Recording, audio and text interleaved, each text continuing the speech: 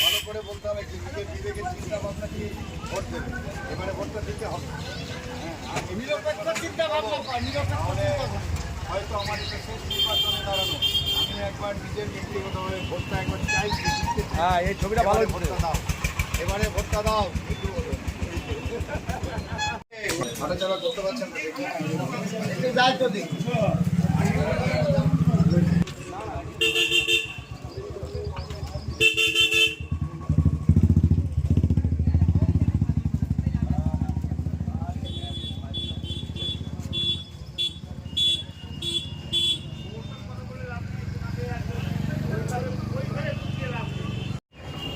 আমরা আজকে পূর্বস্থলী বাজারে প্রচার কর্মসূচিতে অংশগ্রহণ করছি।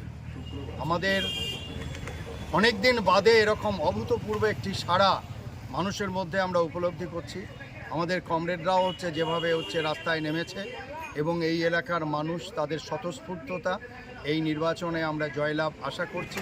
এবং আমাদের মূল লক্ষ্য আপনারা সবাই জানেন যে বাংলা বাঁচাও আন্দোলন শুরু হয়েছে। এই বাংলাকে বাঁচাতে হবে, বাংলাটা ভালো চলছে না, বাংলাকে রক্ষা করতে হবে। আমাদের এই বাংলায় ৮,০০০ স্কুল বন্ধ হয়ে যায়, অথচ ২২,০০০ মদের কাউন্টার খোলা হয়। আমাদের রাজ্যে লক্ষ্মীর ভাণ্ডার দেওয়া হচ্ছে, আর নারায়ণরা সেই লক্ষ্মীর ভাণ্ডারের টাকা নিয়ে তাদের মারপিট করছে।